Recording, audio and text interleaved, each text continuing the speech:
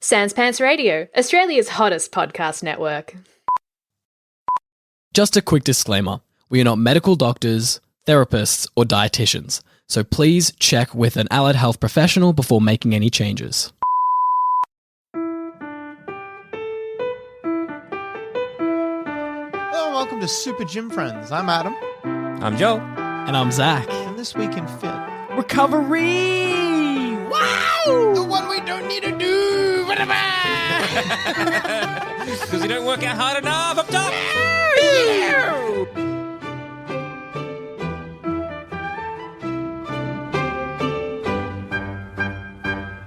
Recovery from a normal thing, or just recovery after like fucking up and injuring yourself? We're going to be going through all different forms of recovery today. Give us point one.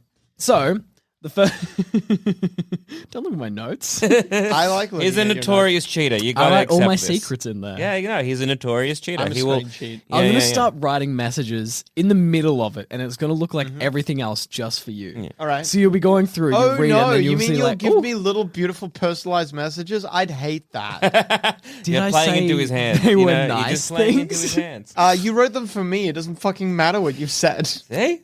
You stopped and considered me in your day-to-day life. Yeah. I feel like that's a problematic. that's gonna I lead to can problems in the change him. future. You can. He's a bad boy, Adam. You've got this. Now, Oh, what are we recovering from? So we're gonna start with like the smallest bit of recovery that we're gonna be doing, and that's going to be our in-session recovery. So Oh, yeah. inter-set recovery. Yep. The recovery that we're gonna do between sets. So that's to build up our ATPPC and the anaerobic one. Anaerobic Yes. and aerobic. You're not going to have Rock and roll. aerobic will. Yeah, so aerobic's only going to fatigue through like muscular fatigue, but that's not really going to occur with the sort of exercise that we're going to be doing in the gym. But we will be creating fatigue depending on what we're doing. So for our really heavy compound lifts, where we go for like that 1 to 5 reps, we're going to be fatiguing the ATPC system really heavily. And in order to be lifting to the same extent, the same ability that we were on our first set, for our second and third set, we want to be going for some really long recovery times. Okay. Okay. So typical recommendation is normally 60 seconds. We're throwing that out the window. We're going long recovery. Okay. So there's evidence to suggest that up to 8 minutes, if not more, is going to continue to lead to greater hypertrophy. Okay. So, well, not greater hypertrophy, greater exercise performance. Bring your pillow. There is definitely, look, if you want to look at some funny videos, there's like memes of people kind of banging on power lifters where they do their set and then throw their doona over and go for a nap. It's not entirely wrong, to be honest. Okay. I'm very guilty of going for some 15-minute rests just because I'm, in quotes, having conversations with people because I will seek Who's them that? out. What person have you been working out with where you have a really long conversation? Yeah, both of you buggerlugs, definitely. What? Yeah. Oh? I know. We See, just what you're saying slap our is though, gums. we're getting like really good workouts because we take 20-minute breaks. in between. Legitimately having the longer rest breaks with me will allow you to push the exercise that you're doing further.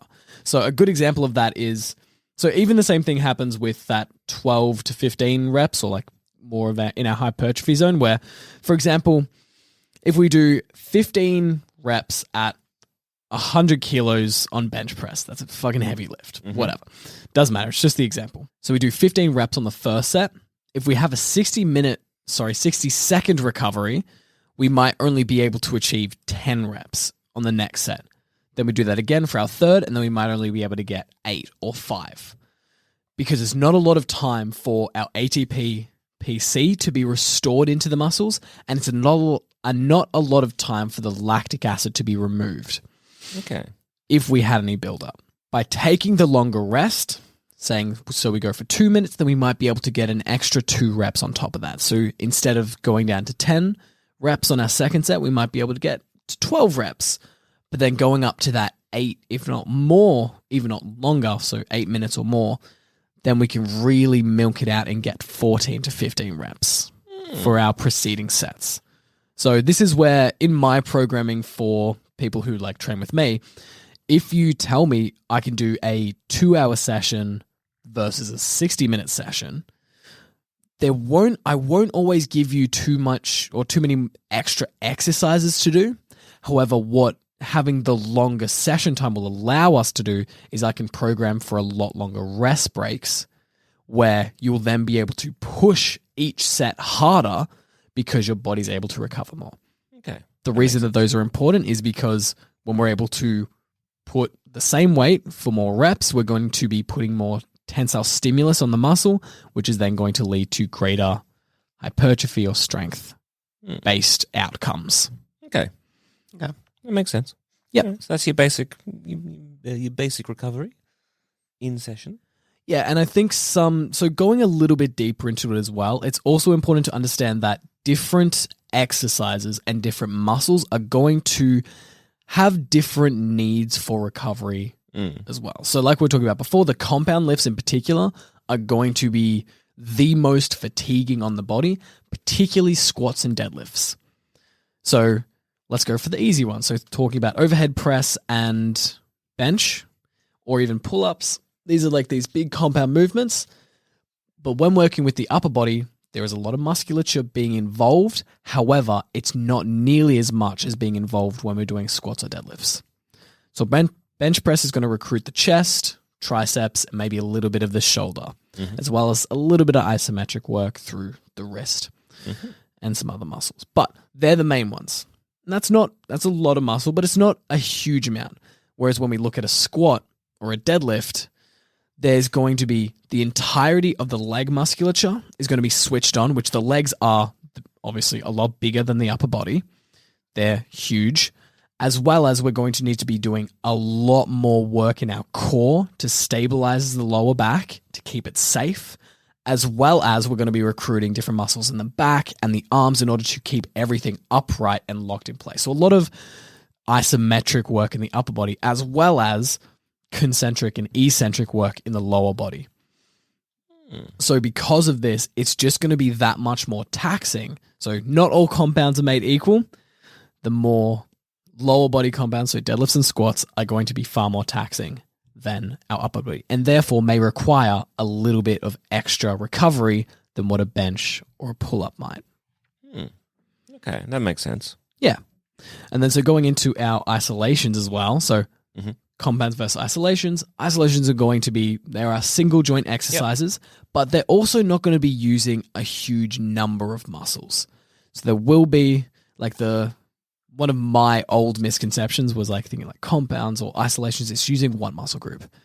They're not going to be using one muscle group, but they'll only have one main focus, where a fly will be having some isometric work in the wrist and the bicep and maybe a little bit of shoulder, but the main muscle working is going to be the chest. I am so stupid. I thought you were talking about an actual fly. A fly is going I'm to talking about the only movie The Fly. Ah, yes. The Goldblum remake or the original? Yes. All right. The good one. You heard it here first. Yeah, so with that, because there's only one muscle which is going to be dominating throughout the movement, it's going to tax the body a lot less. So isolations over compounds, isolations will require a little bit lower recovery times. And then even going deeper into that, the different muscles, isolating different muscles will also require different recovery times, where the shoulders and calves in particular, and even the forearms, they're going to be quite fatigue resistant, where you can do a higher work, so higher volumes on them, going into the high reps, but then they'll also recover quite quickly versus something like the chest when doing flies or even the arms. So you know how our workouts should be full body? For you guys in particular, yes. Oh, I'm just talking about in general, because I remember, like, ultimately you kind of want to be... Maybe I'm wrong. Do you mean a single workout, or throughout the week you want to be training the full body? I was talking about a single workout, but... So depending on how many times a week you can train, yes, do train upper and lower. But we'll you get know in what? that. Forget what I just said then. If I am working on my legs, I'm doing like a full body exercise. A full body workout, sorry. And I am working on my legs. I'm doing, I don't know, squats or something like that. And then I finish a set and I'm like, all right, I'm waiting now till I can start that new set. Why can I not, in between, work on my arms? Gotcha. Yep. So the reason that we don't want to work on the arms in between is because of adenosine triphosphate phosphocreatine system. This is why the energy systems were important. It came back. Oh no, we weren't paying attention. Yeah. So there will be a certain amount of stored energy within the body. It's in the muscle tissues, but it's essentially going to be draining all of that. And so you'll be fatiguing the energy system where if you were to go straight from legs to the arms, you wouldn't be able to push the arms as hard as if you do a set of legs, fully recover from it, and then do a set of arms. So where does our body store that energy? It's just kind of like, it's when I say stored energy, it's just going to be created. So you're going to like burn it up. It's okay. Man, what a great question. In the muscle tissue, is it centrally stored or stored locally? They're going to be stored in the muscles, but you're going to be fatiguing the energy system as a whole and the production of it. Okay, I think I understand. Yep. So it's kind of like so it's stored locally, but there's like you're going to be continuing to produce more beyond what the local stores is, and that is going to be decreased. So it's like I go to one Coles and I take all of their beans. Sorry, I gotta make this international. I go to a supermarket. I go to Piggly Wig International. Yep. And I go to their Carlton supermarket and I clear them out of beans. And then I go to their Collingwood one and I clear that one out of beans as well. Yep. And when I go back to Carlton and they're like, oh, we're having trouble restocking beans, I'm like, why? And they're like, well, Collingwood and Carlton now both need more beans. Yeah. That's actually really good enough. Yeah. Beautiful. Sweet. All right. So current analogy is supermarkets. Oh my God. Zach has given us the blessing on this one. Keep track of it. It's going to be important later. It's not. Yeah, so there's different muscle groups where they're going to be different fatigue resistant. And so the reason full body works well is that we can also feel different levels of fatigue in different ways that the body's going to recover. So there's, say for your like 12 to 15 reps on bicep curls. You're going to really feel that burn in the muscle, the pump, as all the blood and nutrients get sent there, and it gets to a point where it's like really tight and you just don't feel like you can bring it up high enough. But you're feeling the muscle quite strongly. Yeah. And then there's also when we're doing those low rep exercises, mainly for compounds, and we're pushing it super heavy and we're going super hard. And what you might find is that you won't be feeling it in the muscles as strongly once you finish the set.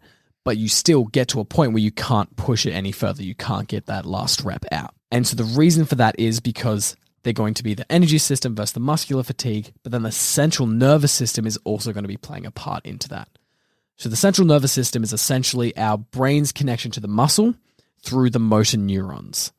So the brain is going to be sending signals in order for the muscles to function and to contract and to do all the fun stuff that we want them to do. But that is going to take a certain amount of effort as well. And so the brain has a limit to how many signals it can send all at once for a certain period of time. Because that takes energy, that takes effort to do. That makes sense. sense. And so we're going to start to fatigue that as well. But we'll get more into central nervous system or long-term central nervous system fatigue a little bit later. Okay. So this is just basically just exhaustion. Just be like, I can't literally do anything more else because I can't think. I can't do anything because they just have no energy left. Yeah. Exactly. That's why after doing so this is what I like to do for my leg days where I'll do squats, Bulgarian split squats, glute bridges. And after that, I just feel tired. The muscles don't feel particularly sore, but you just feel really tired. And it's because it's a lot of heavy compounds where you're using big musculature and taxing the central nervous system.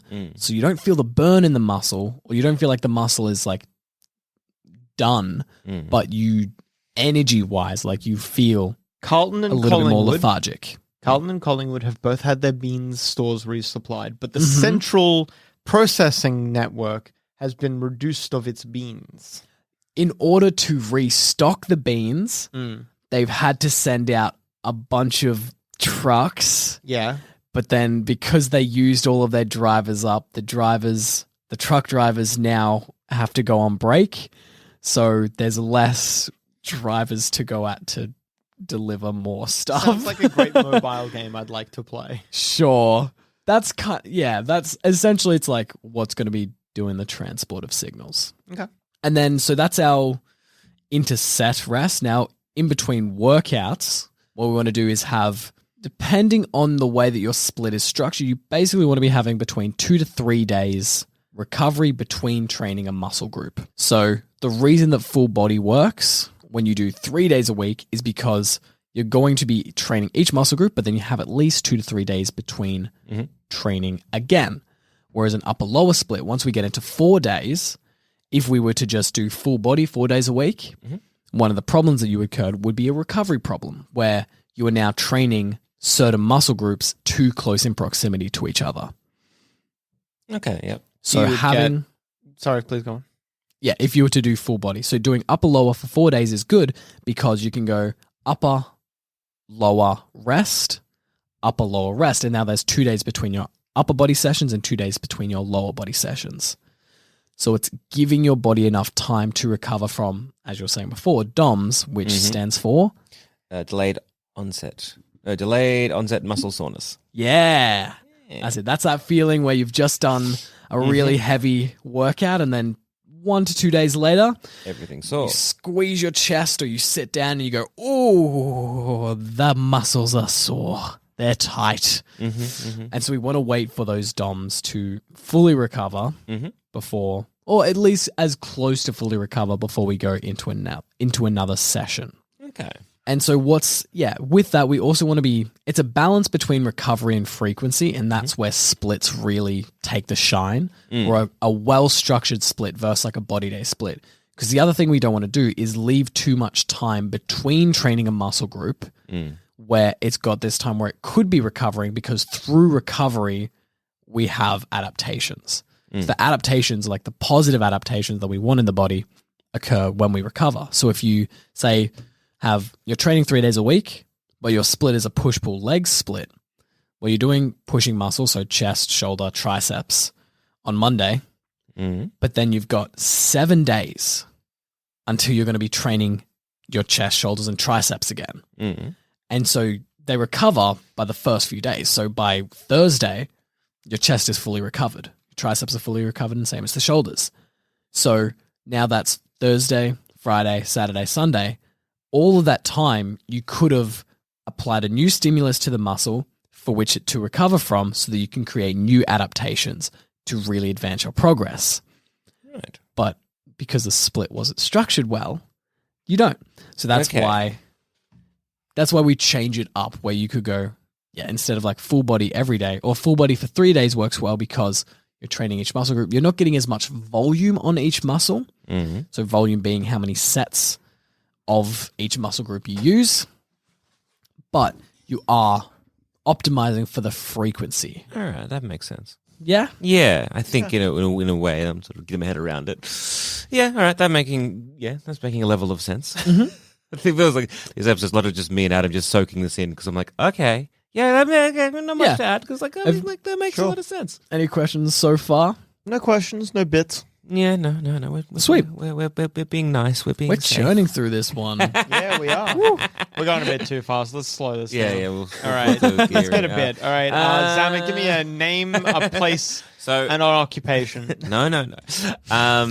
So I guess it comes down to, like, in terms of recovery, is it all up to the individual of, like, say, for example, myself, I'm like, okay, I'm taking a bit of time off because of injury, and so I'm giving myself that time to recover. And in doing so, I'm doing, say, more cardio stuff. So I'm doing some sort of like more things on the treadmill. Yep. And because of that, that's sort of like impacting sort of legs and joints and those kind of stuff. So in that regards, I'm sort of giving what is my injured muscles very much a recovery. Yep. But now I'm sort of like getting those, I don't know if it's DOMS or it wouldn't be lactic acid buildup, because that would only happen during the exercise. That's short term. So for like doing a run, for example, if I'm like, oh, my joints are a bit tender, or like the hip flexors or those kind of things. So joints are not DOMs. So DOMs are specifically in the muscle tissue. Yep.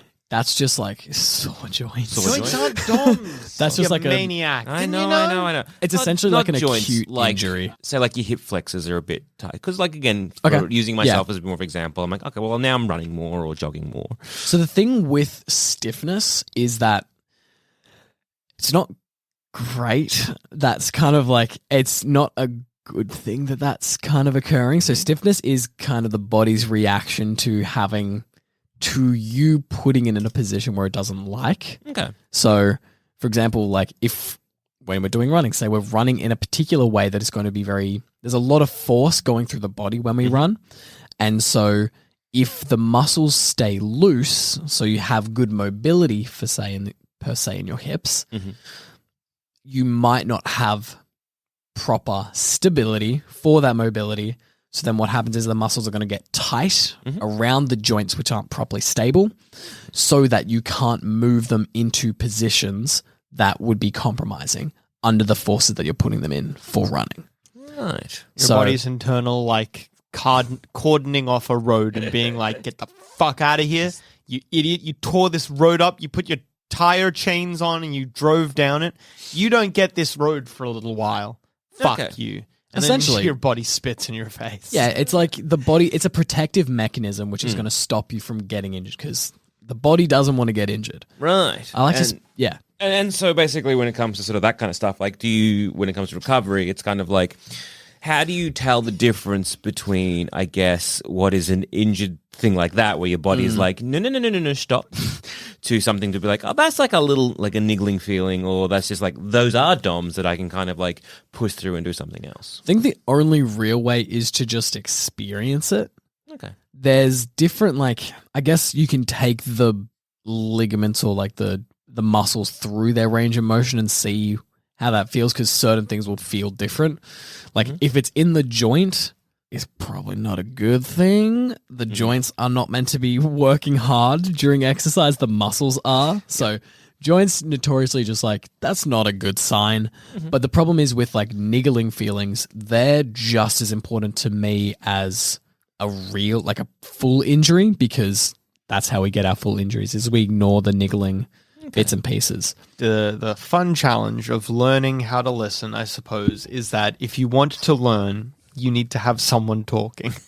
In this case, your body. Yes. Yeah, exactly. And it's one of those things where you hear people after they've been like training for a while say like, I can really understand my body. I've learned to listen to my body. And being outside or not having the ability to do that yourself, you might be like, what does that mean? But it's essentially you understand what all the different, or at least a lot of the different kind of variables in your life are causing your body, how your body to react. So when something changes and then your body reacts a certain way, a different way, you can now understand what it's talking about. Whereas if you're sitting down all the time, you're eating whatever you want, you're doing all these different things, you're not going to have enough stability in your lifestyle or enough consistency in your lifestyle to really understand what different changes are going to create, as well as you're not just going to have that like awareness of your body. All right. Too. Because for me, again, maybe I'm speaking, maybe some other people might feel this way as well. I'm like, okay, well, I have like, say, that niggling feeling, or I'm like, I've done some sort of like glute work, so my glutes are quite tender, and so it's very much those DOM feeling, but then they kind of pull like the legs and all that kind of stuff, and I'm just like, part of me is like, okay, well, I need to rest because like I've overworked, or I've worked to a point where I'm like, I'm definitely feeling it, so I should recover. Yeah. But then there's another part of me, I'm like, am I using that as an excuse to not do things so then I just don't have to move because that's what I like to do? That's a great question. And it's a tough one to answer because it's going to be like most things in the fitness industry. It depends. There. It's going to be individual based. If it's I think the best way to do it is to, man, it's really individualistic based. So if you feel like DOMs, well, no, just listen to your body and then start to work around. If you're going like, cool, my legs are sore, I'm not going to train upper body, you know, there's a problem there. That is laziness. But with a well-structured training program, when the legs are feeling sore, you will be training upper body. So it's fine. And then when you do feel those niggling pains, you go, cool, I'm going to stop what I'm doing, or I'm going to take a session where I don't go as hard, or I take a session where I'm going to be working through this niggling issue. You're right. Yes, Adam. This feels insane to me because I don't know if I don't think I'm like great at listening to my body, which is a funny thing to say. But also, I don't think I could ever get confused. Like, if my body is like, we're tired, I'm like, yes. But if my body was ever like, you have put me in a compromised position, it's happened a few times. I immediately. But when the body says we're tired, do you straight away know why you're tired? Like, what is it that's causing which the type tiredness? of tiredness? So, like a muscle fatigue? Yeah, because I was working out. Or I mean, like, doing something physical. Well, I'll give you an example. So, say for myself, I sleep a lot. Yeah. And still there will be periods of time throughout the day where I'll start to feel tired. And only because I know that I sleep a lot can I really understand that, oh, cool, it's because I haven't eaten a certain amount of carbs yet. So I need to go eat some more carbs or whatever else it is. Right. I see what you're saying. I suppose that, yes, sometimes I get a tiredness and I'm like, I'm not sure exactly where this tiredness is coming from. But what I kind of meant was more when Samuel was describing, like, trying to work out when his body's like, we're just tired, we're just fatigued, versus Samuel's body being like, you're hurting me, stop. Yeah. That I don't feel like, I don't know if that's just I don't know what that is, but yeah, I feel like my body has on occasion been like, you are hurting me, stop. And I immediately recognize that as different from, No, it definitely does. And that's what I mean. It's hard to explain the difference between DOMs and that feeling until you do it. Yeah. Once you do it, you will know the difference. Like, you'll feel the soreness in the muscle and you'll be like, ooh, that feels... I guess it's the difference between soreness and pain. Okay. Yeah. Where it's like, this feels sore, but it's not necessarily... Well, maybe this is just because I'm a masochist and I love hurting my body.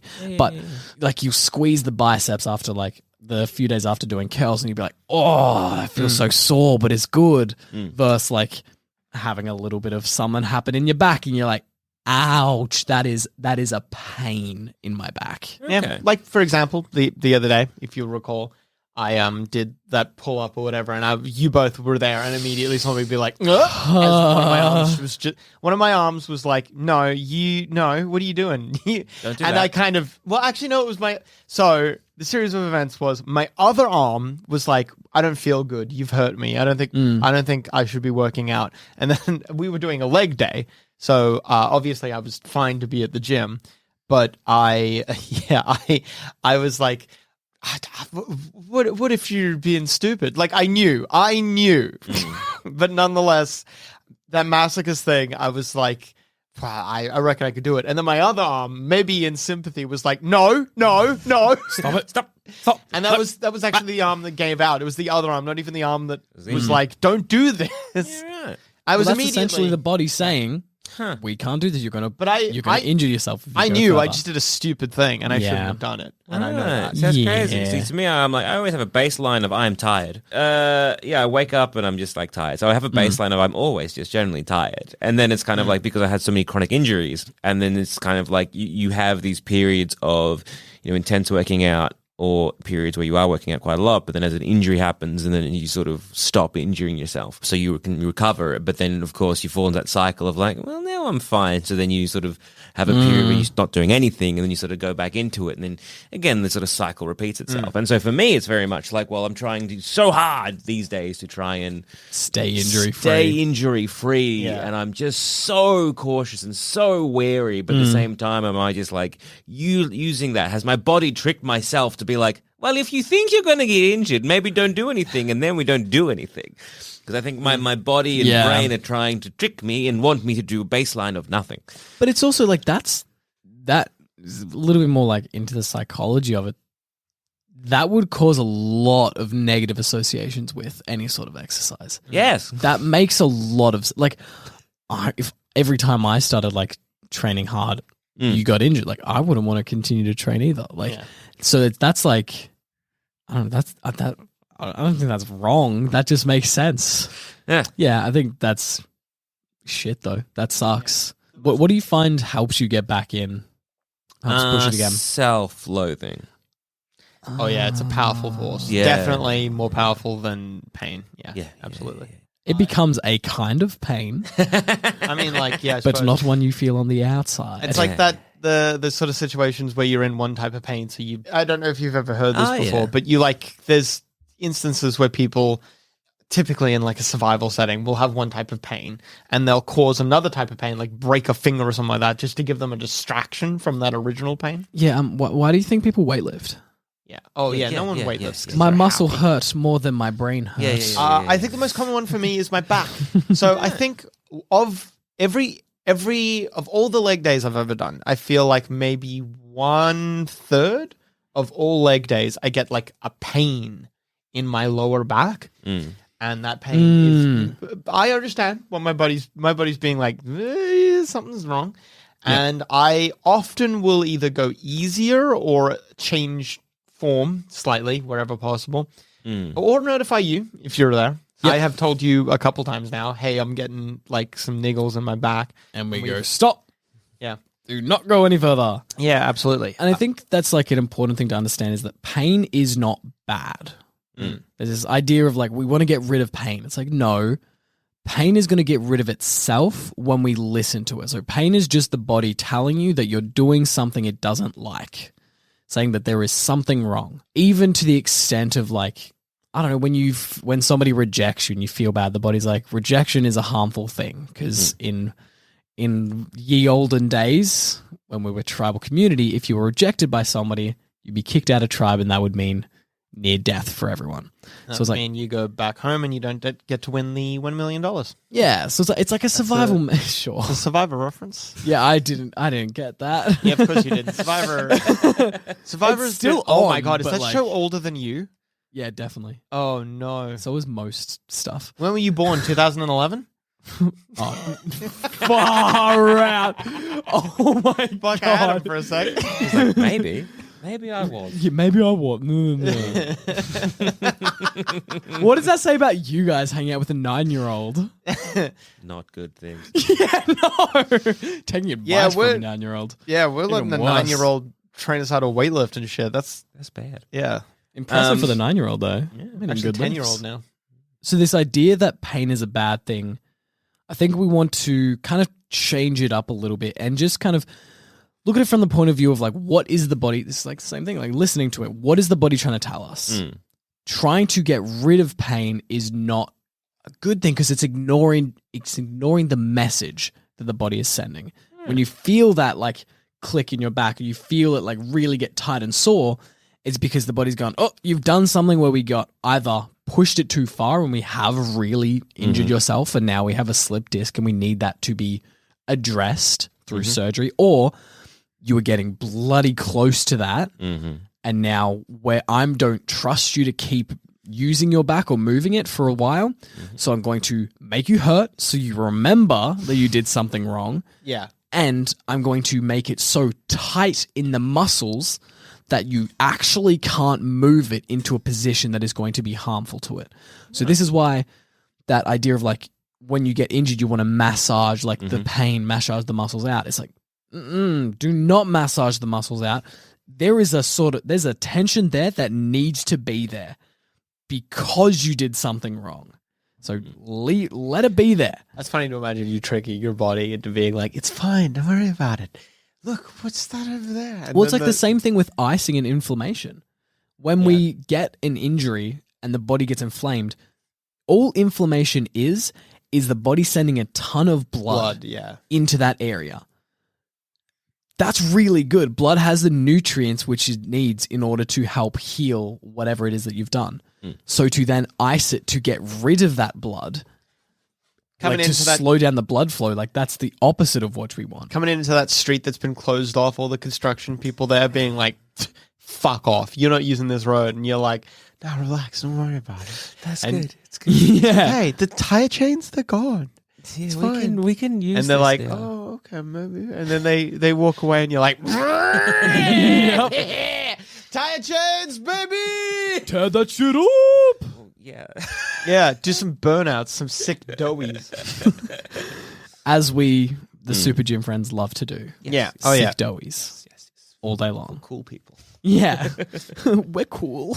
Okay, so that's like basically going from your in-session kind of Yep. recovery, because then again, the longer you wait in between, I guess to between a sets. certain maximum point there can help you lift more. To then just kind of like your In between sessions. which is then kind of just like, well, if you trained your legs, wait a couple days. And then train them again. then But train them don't let again. them stay. Yeah. Don't let them stay recovered. We want to continue to apply new stimulus once Yeah, the yeah, muscle yeah. is recovered. And And then this is then- more towards injury injury. recovery, where if something's injured, leave it be. Do not come in and try and work around an injury. Take the time off that you need. So that was recovery in terms of an injury, and Mhm.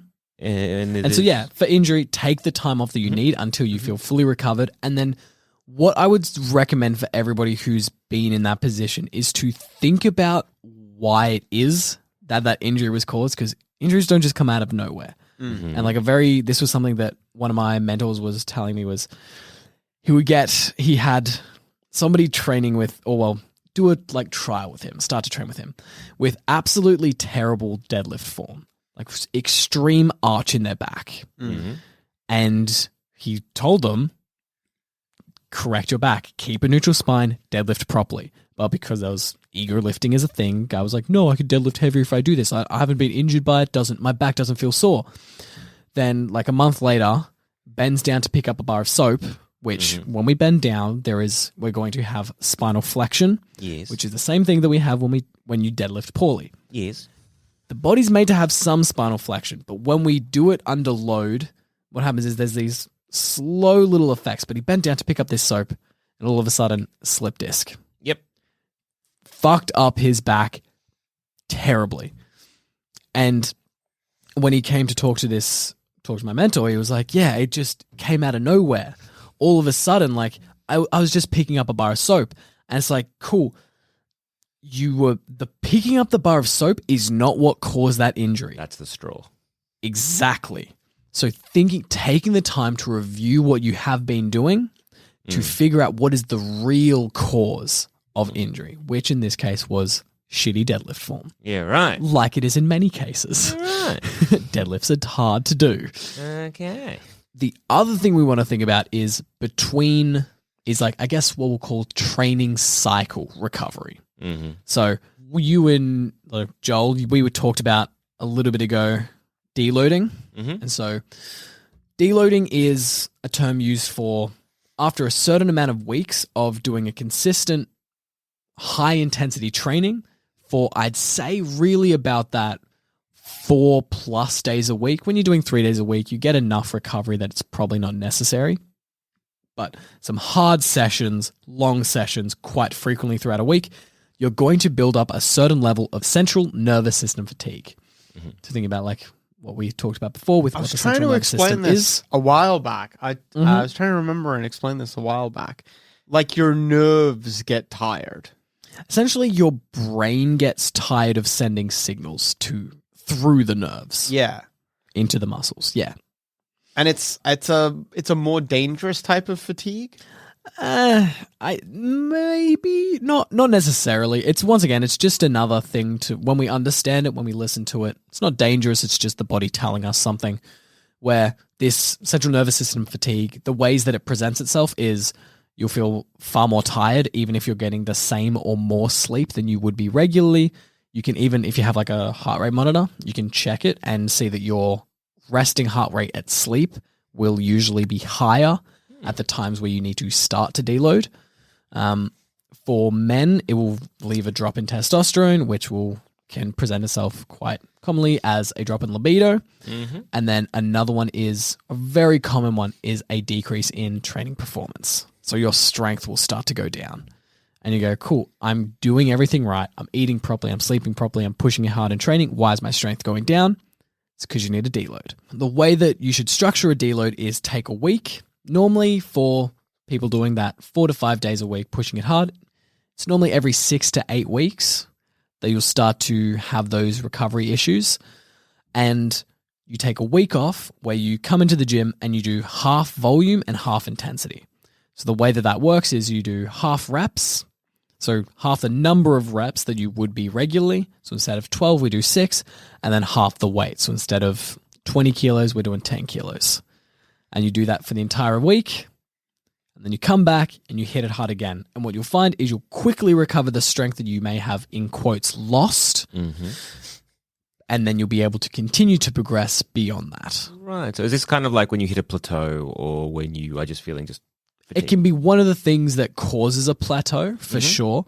But normally you'll plateau and then start to go down. So it's it's like an overreached. So it's not, it can be called overtraining, but I'd be hesitant to label it as overtraining. Overtraining is a much more like serious issue. Yeah. Where this is like you have a period of drop in progress just as your body's like, cool, I'm a bit too tired for this. I guess this is trying to get into that mindset of like, if people be like, but I missed a whole week, I'm going to lose those gains, I'm going to lose those strength. It's kind of like, in the long term, a week isn't going to matter. A week isn't going to really, make you lose those gains. If anything, a week off or a week of half weight is going to improve. Well, the reason, so up to 10 days with absolutely no stimulus on the muscle, so no training, you will not see any decrease in performance. There may be an acute decrease in strength just because your body's not quite, it's like has to wake up to having heavy stimulus on it again, but no chronic adaptations, no real adaptations. You will not have any decrease in those. With that, the reason that it is still good to do, so that's why the reasons that we do those half volume, half intensity sessions during that deload week, the main reason I would say is just to keep the consistency of training so that you don't fall off, like keep those habits in place where you're coming in, even though you're not pushing it hard, you're still in there. So you're not going to be like, oh, well, I didn't go last week, so I guess I won't go this week. Very so, easy to you fall went into that, yes. Exactly. So you went last week, so you're going to be going this week as well. Even though last week you didn't push it very hard. Right. You weren't meant to push it hard, and that's the point. Gotcha. The other thing is when we think about going back to quite a few episodes ago, we talked about minimum effective volume. So the minimum effective volume, so the amount of stimulus that you need to apply to the body in order to maintain the muscle that you have is very, very low. Okay, that's good to hear. It's about a quarter of I was about to say, I remember this one. It's, about a quarter. Yeah, about a quarter of what you need in order to make them grow. So the fact that we're doing half of each means you're really going to be comfortably hitting that minimum effective volume or minimum effective like just intensity essentially. Yeah, just for upkeep, where it's not going to be challenging enough that you're going to continue to apply central nervous system fatigue, but it's going to be enough that you're going to maintain, if you're really worried about losing muscle, which you won't over that 7 days, but if you are worried, it's just going to make sure that you don't at all. Okay. And hey, you know what's worse than losing a little bit of muscle? Not being able to work out ever again because you broke your back. Yeah. Yep. Yeah. Listen to your body, guys. All right, I'll do my best. Because you were your own bane. Yeah. So I guess to summarize, so we've got the in-session recovery, which is just having a little bit of a break between sets. So optimally in-session recovery for compounds to really optimize for it. Yep. You have to keep in mind that there will be time constraints for everybody with their schedules, but to optimize, trying to go for that 3 to 5 minutes between compounds, heavy compound lifts. Yep. For isolations, getting that 1 to 2 minutes, trying to keep it closer to the 2 minutes will be most optimal. Right, so that's the in session. Then you have between sessions, which is again either going for, because you don't want to have like a week between leg days. You kind of want to have that maybe 3 or 4 days. Yeah, so and that's kind of comes down to your planning your session. So you're planning the way you do your split. Yeah, so you have that. Then you have, I guess, recovery for injuries, which can, I guess, be varied and really needs to kind of just enough that you don't feel the injury anymore. Do not work past it and make sure you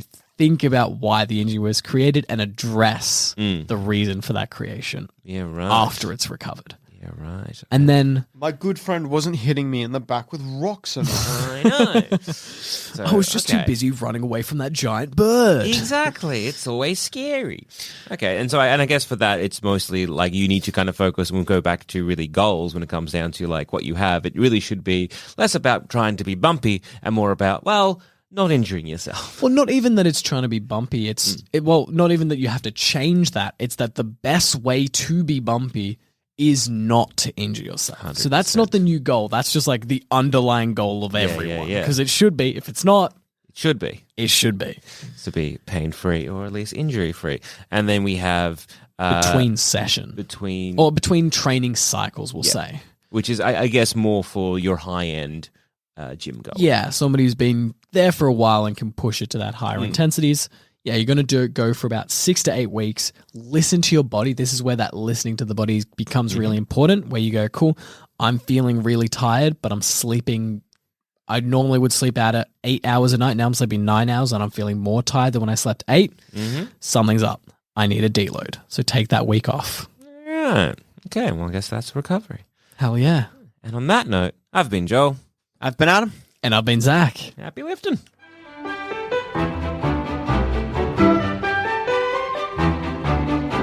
Thanks for listening to Super Gym Friends. Once again, we are not medical doctors, physiotherapists, or dietitians. We are, at best, bumbling fuckwits. So please check with a healthcare professional before making any changes. If you want to get in touch, send us an email at supergymfriends@gmail.com, and to continue the conversation, head on over to our Sanspans Discord or Facebook group. Links to those are in the show notes.